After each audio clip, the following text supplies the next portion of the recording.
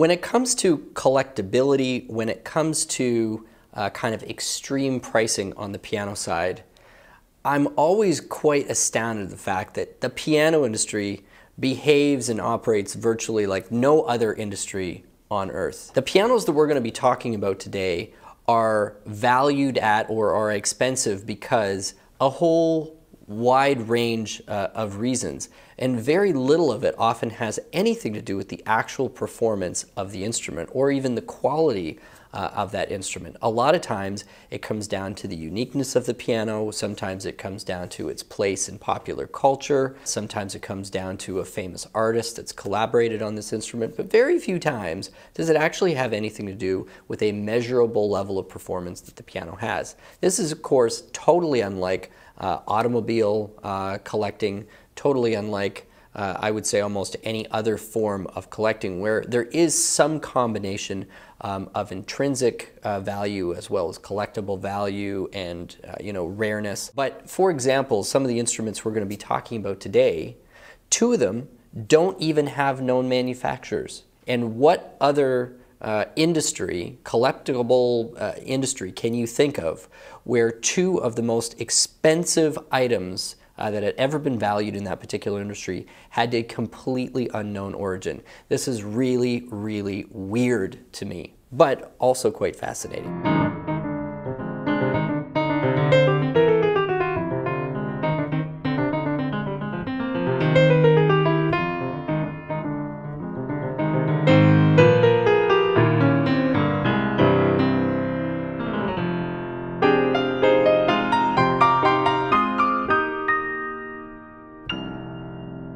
And the very last piano on our list is the Fazioli M Liminal. Now, this came out in two versions. The M Liminal was a shorter piano. It was a 6-foot instrument that had this kind of very sleek, futuristic, black fiberglass shape kind of trailing off the end of it.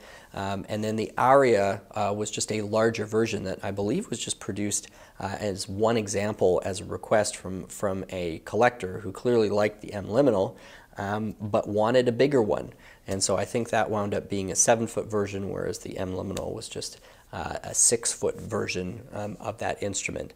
It is almost sort of looks like a space duck in a way, but in the very best of ways. I don't say that with any sort of disparagement whatsoever. It's really one of the most original design concept I've seen applied to a piano, and certainly was slightly ahead of its time.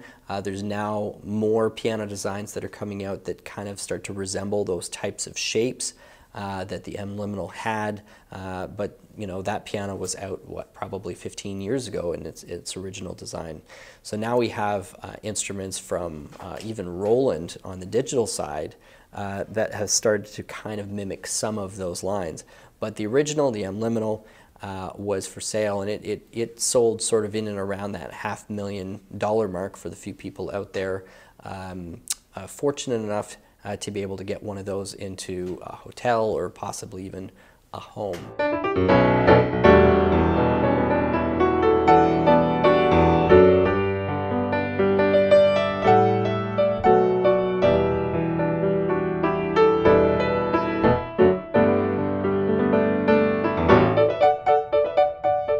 This next one is as fascinating to me as any.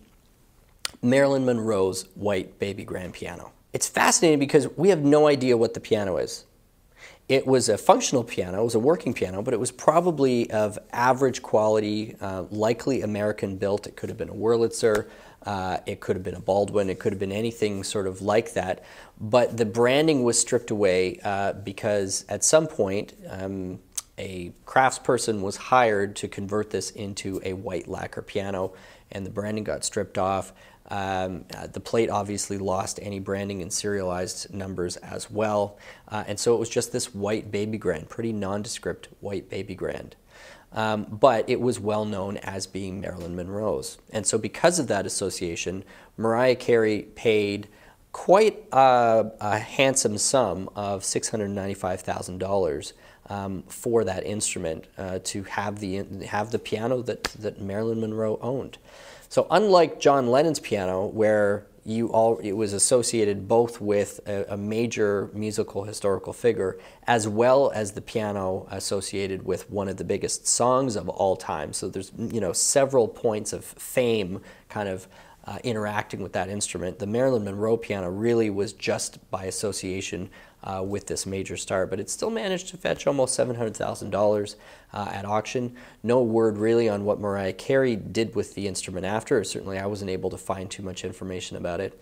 But to me, just one of the most interesting things is you literally have a generic piano in which the origins or quality of this instrument is entirely unknown whatsoever. But that's not even really the point. It's just the fact that Marilyn had it.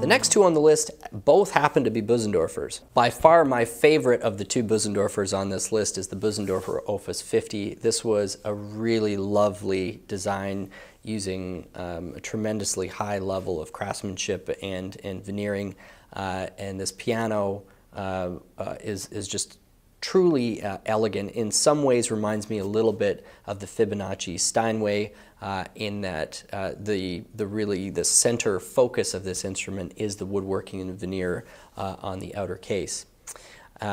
It sold or was priced for about $750,000, and to me is a much easier pill to swallow in terms of associating that value with the craftsmanship and the instrument. Of course, Bösendorfer making lovely instruments generally. So that was the Opus 50 on Bösendorfer, clocking in at $750,000.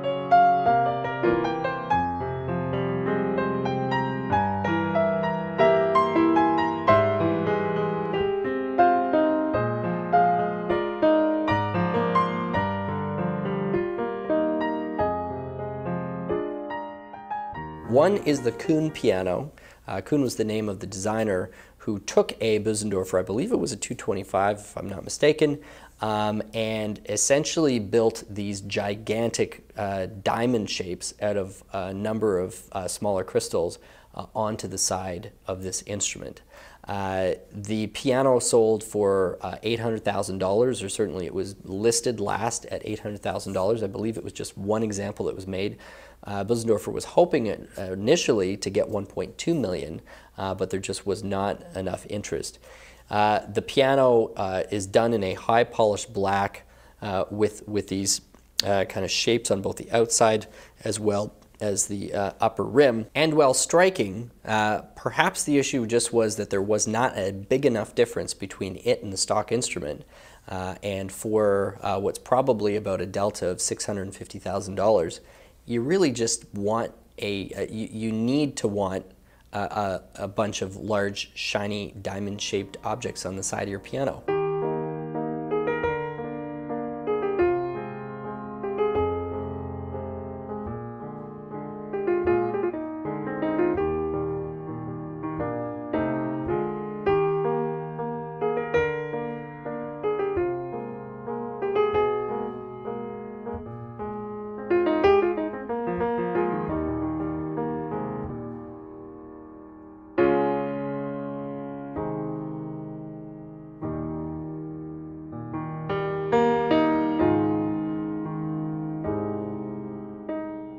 Next on the list is another C. Bechstein. This is the Sphinx piano, and this is an instrument that is in quasi-regular production. This can be ordered from Bechstein, and it is available for about $1.2 million. The instrument is not nearly as intricate as the Louis XV. This is one of those cases where more or less you're starting with a standard Bechstein, 212 7-footer, and then that instrument is getting adorned with some very, very intricate inlay work, some additional carving and accoutrement to the case of the instrument, to the bench of the instrument, and really giving it a look that kind of crosses between sort of a French and Egyptian look. It's very striking, and there are a couple of examples floating around of this Bechstein Sphinx. I would love to see this in person. Anyway, Bechstein Sphinx clocking in at 1.2. Now for people who are less familiar with Bechstein and maybe more familiar with, say, the Steinway name, Bechstein, besides these various decorations that they've applied to some of these instruments, the internals are pretty noteworthy as well. The soundboard material that they're using is the same soundboard material that Fazioli uses. This is from the Val di Fiemme in Italy, and they taper that, and it sort of behaves very similarly to like the Steinway diaphragmatic soundboard. They manufacture their own hammers using walnut and mahogany cores. Their actions are designed in-house and manufactured sort of jointly between them and Renner. And the rim material and the crossbeaming is probably some of the most intricate carpentry and integrated design that you're going to see from any of the grand pianos in the industry. So as an instrument itself, it's really quite stunning. It has a very unique kind of orchestral tone to it. But then, of course, you also have a few examples where the extremes don't just stop at the specs. They really get into something that looks like the Sphinx.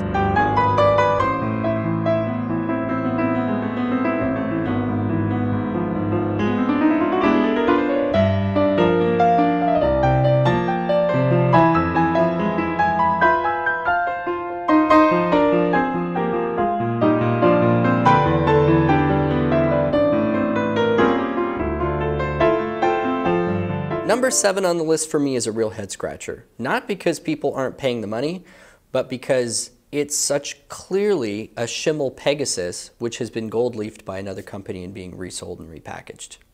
I don't know if that's the case, but in every article I could find, this was not mentioned. One of the articles mentioned that it was in a Pegasus shape, but there was never any credit still given to Schimmel, who is, of course, the original manufacturer of the Pegasus piano. They release it in 2 different colors. It's a fiberglass instrument. It's a very, very unique shape. Very cool. In fact, several have sold here into Toronto.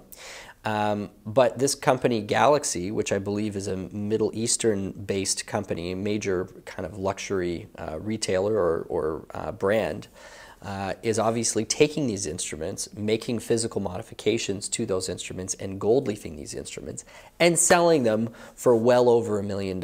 So I don't know whether specific modifications extend beyond simply the gold leafing. I know that they talk about the fact that it has player piano installed, that it has a self-closing lid. I mean, all of these items can be had from really any capable piano retailer for $30,000, $40,000 at most.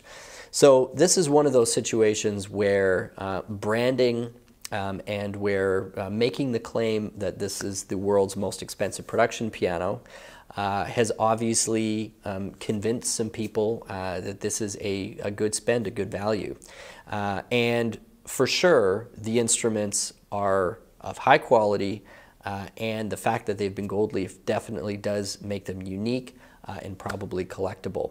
But still a little odd that for something that is so iconic and easy to recognize as a Schimmel product, there's really no mention of the original manufacturer anytime you see this Galaxy piano mentioned on a list.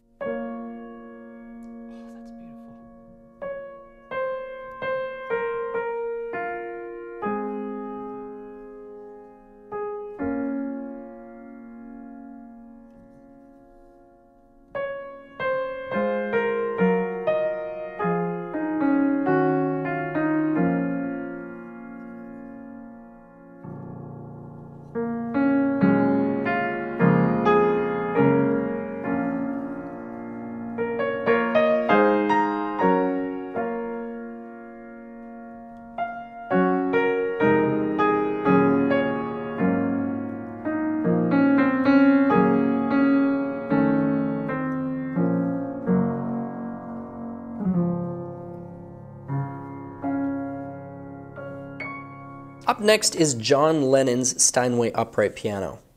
Now, Steinway upright pianos as musical instruments are certainly well known, and from a musical standpoint have always been regarded as being sufficient, adequate.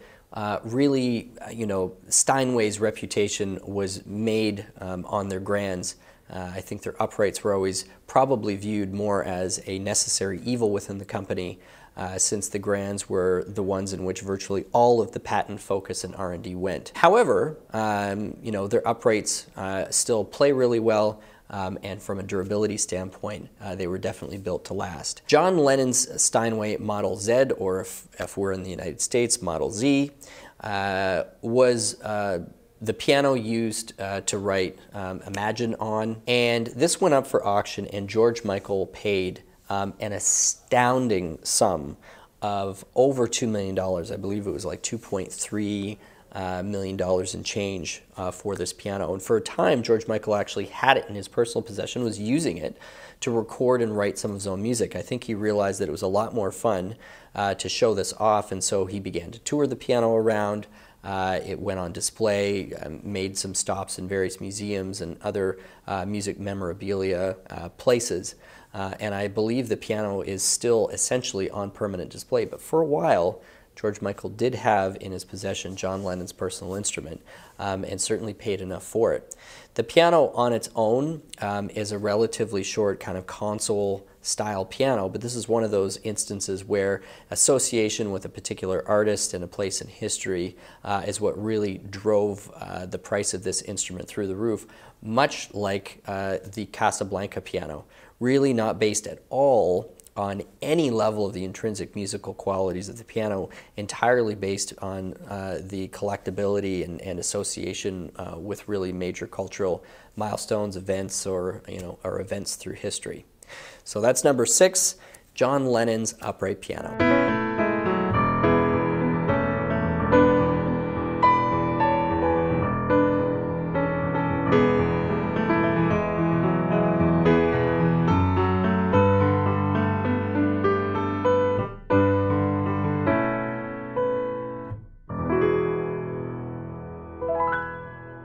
The next 2 pianos are recently manufactured pianos, both from the Steinway Company in New York. Both are 9-footers, and both were commissioned instruments in which they collaborated with well-known artists to create a one-of-a-kind instrument. And this is a situation where the piano itself largely remains intact. It's basically a Steinway D, but has been adorned by some really breathtaking aesthetics that are certainly deserving of a lot of praise and interest. My understanding is neither one of these instruments at this point have been sold, so the market price that Steinway's associated with these instruments are their best guess. We'll have to see at some point whether they do sell and whether Steinway discloses the actual final selling price. But right now, Steinway has priced both of these at $2.5 and $2.4 million respectively. The first is a piano entitled Pictures at an Exhibition. And this was handed to the artist Paul Wise to tackle, and the piano is painted with intricate, painstaking detail, which really depicts the story of Migorsky's Pictures at an Exhibition. It kind of visualizes the narrative that tone poem was supposed to tell, musically speaking, but now we've had it translated into painting. The inside of the lid has been painted, the top of the lid, the entire outside rim of the instrument. And the legs, which look from the photos like they started as standard Steinway legs, have now been adorned with some very intricate carvings and other almost prop-like structures and figures, so that the entire piano, including the bench and the legs, are really helping to tell the story. As a point of interest, I think this piano is really fascinating. From an aesthetic standpoint, there are parts of it where I think, this is the kind of thing that would look incredibly cool in a museum. This is a difficult one to picture in somebody's home, but hopefully at some point it sees some musical appreciation, outside of the Steinway vault. But certainly it is a feat of artistry that this instrument has been completed. So Pictures at an Exhibition, $2.5 million as the asking price.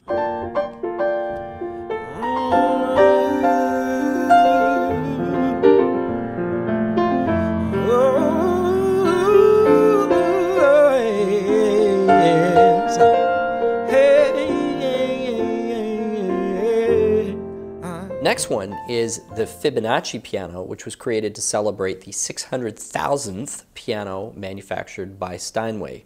And between the two of them, this one is really the eye-catcher to me. So this project was handed to an artist named Frank Pallaro, and he came up with this concept of the Fibonacci sequence being depicted through veneer. And there are thousands of pieces of veneer and multiple types of wood to really create this, one of the most intricately designed kind of veneer projects I think I've ever seen. So not only is this really, really interesting from a technical standpoint, for people who are into woodworking, I can appreciate it. I'm not a woodworker, so I'm sure people looking at this would be making far more intricate and detailed observations than I. But just the entire piano has a balance to it and has a really, really pleasing look that I think is a great success on all levels. Apparently they also produced about a half dozen slightly smaller versions of this, which are also going to be sold as these Fibonacci pianos. So that one clocking at a 2.4 million, also from Steinway.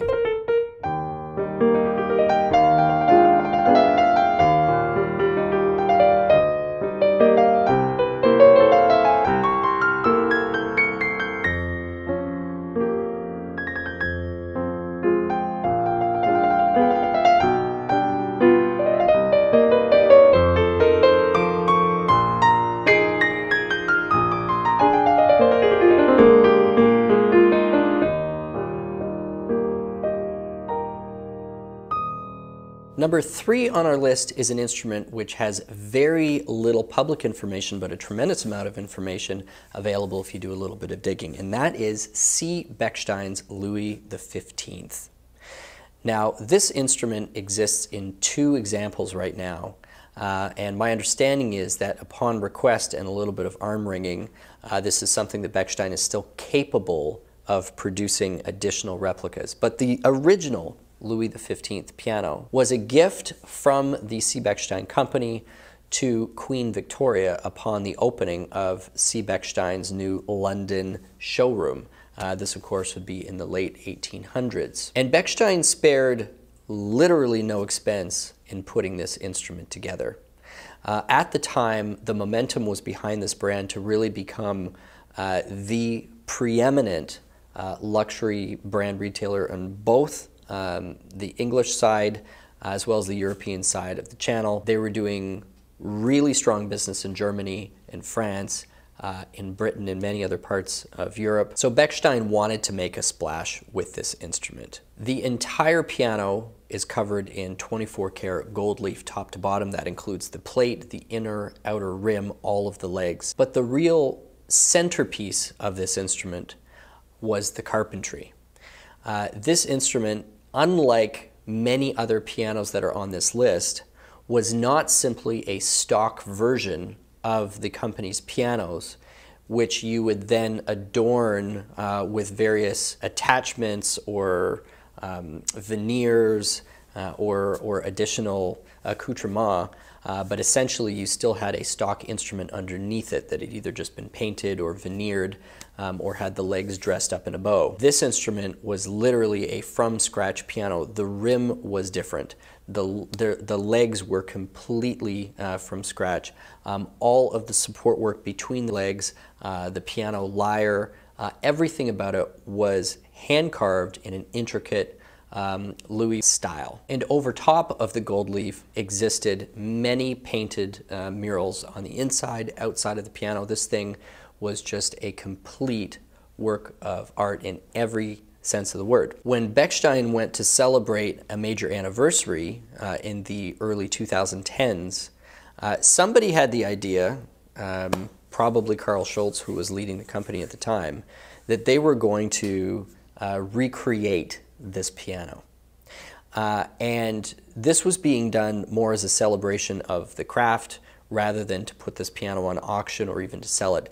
They never even tried to make this available for sale to the open market. It was going to be a piece of heritage that was celebrated almost at a state level. I believe it wound up at the Potsdam Palace.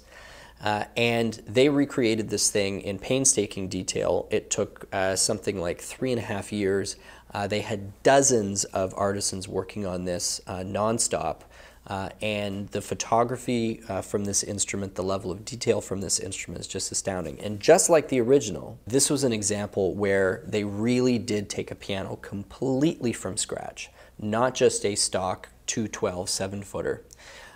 And built this thing from the ground up. Looking at and comparing this instrument to other instruments on the list, looking at not only the uniqueness and the historical linkage that this new replica had, but also just the sheer number of hours that multiple artisans from multiple disciplines needed to be involved in, and the fact that it was not a stock rim on the piano. All of these things together, I have to think if this had gone to auction or if it had ever been retailed, would have been in the high $2 million range, possibly even cracking the $3 million range. So I have included it on this list, even though Bechstein themselves never really affixed a specific value to it. Louis XV C. Bechstein is a 7-foot recreation of their gift to Queen Victoria.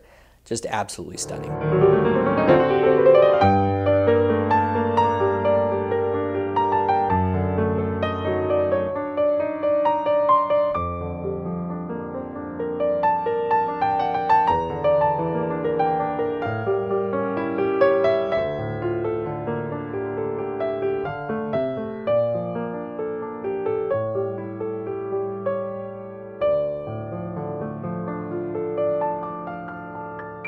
The second piano on the list is the Heinzmann Crystal concert grand piano that was constructed for the opening ceremonies of the 2008 Beijing Olympics.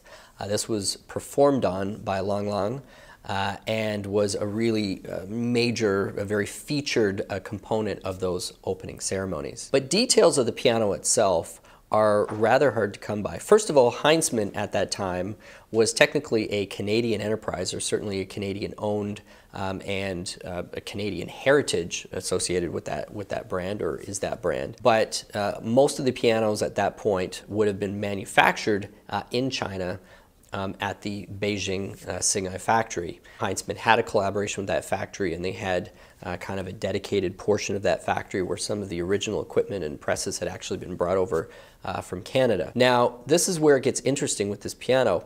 It is very ambiguous, nor has it ever been confirmed that that piano was actually made of crystal. I think there was a rumor that it was made of crystal. I think the auction house, I think the manufacturer let that be a somewhat ambiguous, unverified claim that was kind of circulating around the internet that helped really create a lot of buzz. But I am really not sure how they would have accomplished building an instrument out of crystal in that way. Very likely, I mean, looking at this piano myself, and there have been a couple of articles that I read on it in which it references it as an acrylic piano. For sure, or I shouldn't say for sure, but my strong suspicion is that this was just an acrylic instrument that was described as a crystal piano because it got such a wide level of fame and notoriety. The descriptor of crystal probably stuck, probably started a rumor, and nobody thought it was in their best interest to dispute that rumor either way. Kawai as well also has crystal pianos that they manufacture, but those are acrylic.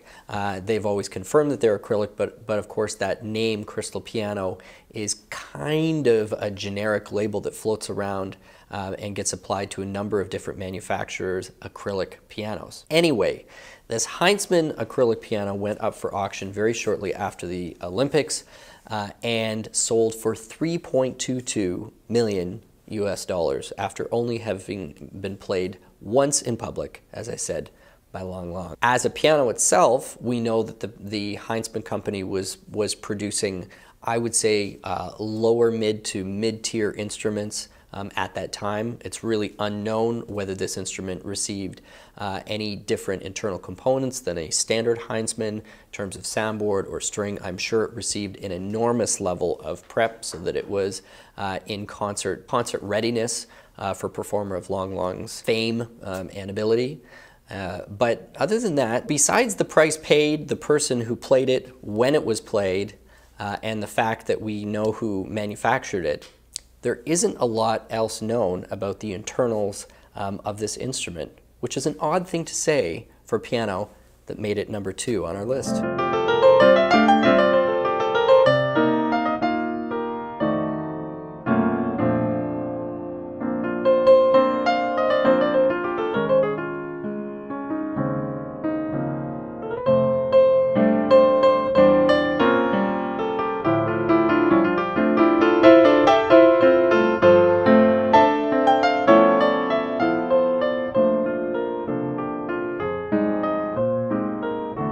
First on our list, regardless of how you slice and dice it, is for sure the most expensive piano that has ever been sold, and that is the Casablanca prop piano that was featured in that very famous scene where Humphrey Bogart leans over and, of course, said, you know, play it again, Sam. A couple of really interesting points about this piano. First of all, it was a prop piano. It's not even a real piano. It is still unknown to this day, I suppose the person who bought it at auction would know this, whether the piano was even functional.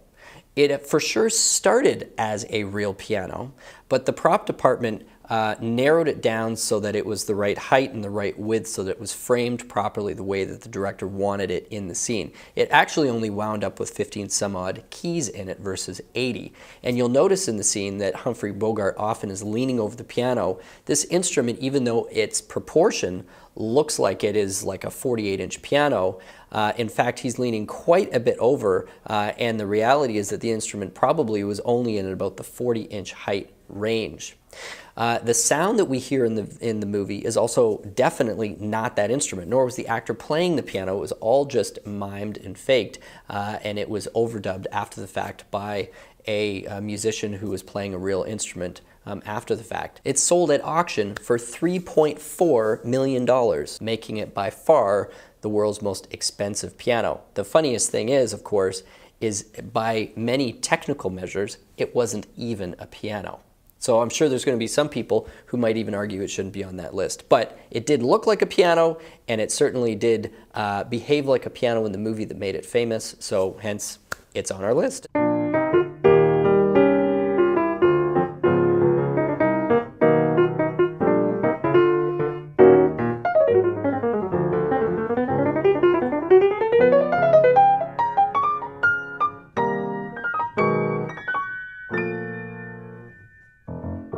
That finishes off our list of the world's most expensive pianos. We really hope that you've enjoyed going through this list, learning a little bit about some of these historical instruments. Certainly I enjoyed the research part of it, particularly the Louis XV Bechstein. That one was a very, very cool story. Anyway, if it's the first time that you have seen us here on the channel, we'd love for you to hit that subscribe and the notification bell so you can come back and see us for more videos. We're always coming out with these piano videos, and so we hope you'll be back and enjoy some more with us. My name is Stu Harrison. This has been Miriam Pianos on YouTube, and we'll see you again soon. Something like that. Something like that. Something like that. Something like that.